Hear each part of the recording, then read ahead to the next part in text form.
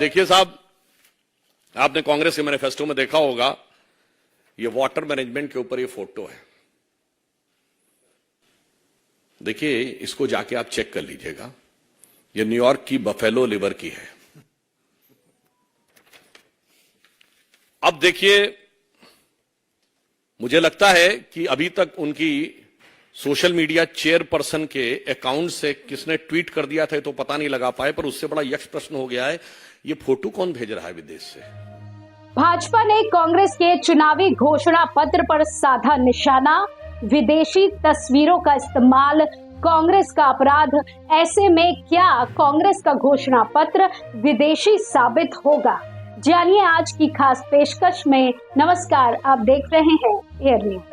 आगामी लोकसभा चुनावों के लिए कांग्रेस पार्टी के चुनावी घोषणा पत्र में कथित तौर पर न्यूयॉर्क और थाईलैंड की तस्वीरों का इस्तेमाल करने को लेकर भाजपा ने शुक्रवार को तीखा हमला बोला। भाजपा नेता सुधांशु त्रिवेदी ने कांग्रेस पार्टी के घोषणा पत्र की गंभीरता पर सवाल उठाते हुए कहा कि दस्तावेज में इस्तेमाल की गई तस्वीर राहुल गांधी के पसंदीदा ठिकाने थाईलैंड की है। कांग्रेस के घोषणा पत्र में जल प्रबंधन पर एक तस्वीर है। ये तस्वीर न्यूयॉर्क राज्य में बफेलो नदी की है। अब तक वे ये पता नहीं लगा पाए हैं कि उनकी सोशल मीडिया अध्यक्ष के ट्विटर से कौन ट्वीट कर रहा था, लेकिन उन्हें ये तस्वीर किसने भेजी। पर्यावरण अनुभाग के तहत राहुल गांधी के पसंदीदा गंतव्य थाईलैंड की एक तस्वीर लगाई गई है। ये सब अपने घोषणा पत्र में कौन डाल रहा है? भाजपा नेता ने कहा। कांग्रेस ने शुक्रवार को न्याय के 5 स्तंभों पर ध्यान केंद्रित करते हुए आगामी चुनावों के लिए अपना घोषणा पत्र जारी किया। पार्टी प्रमुख मल्लिकार्जुन खड़गे और पूर्व पार्टी अध्यक्ष सोनिया गांधी और राहुल गांधी द्वारा घोषणा पत्र जारी किया गया। अपने घोषणा पत्र में कांग्रेस ने युवा न्याय, नारी न्याय, किसान न्याय, श्रमिक न्याय और हिस्सेदारी न्याय सहित न्याय के 5 न्याय या 5 स्तंभों पर जोर दिया।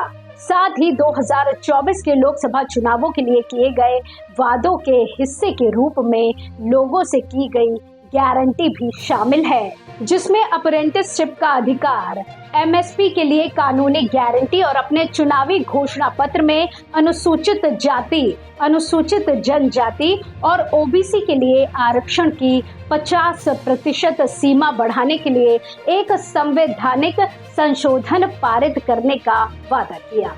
वहीं दूसरी तरफ भाजपा नेता अमित मालवीय ने राहुल गांधी की विदेश यात्राओं पर कटाक्ष करते हुए कहा, ऐसा लगता है कि कांग्रेस भूल गई कि वो भारत के लिए एक घोषणा पत्र तैयार कर रही है और राहुल गांधी के लिए छुट्टी की सूची नहीं बना रही है। मालवीय ने एक्स पोस्ट में लिखा, पर्यावरण अनुभाग के तहत थाईलैंड की तस्वीर का उपयोग करके और क्या समझाया जा सकता है। ये आश्चर्य की बात नहीं होनी चाहिए कि राहुल गांधी चुनाव के तुरंत बाद एक और छुट्टी के लिए थाईलैंड चले जाते हैं। असम के मुख्यमंत्री हिमंत बिस्वा शर्मा ने भी घोषणा पत्र पर प्रतिक्रिया दी और पूछा कि क्या घोषणा पत्र का मसौदा तैयार करने के लिए किसी विदेशी एजेंसी को नियुक्त किया गया है।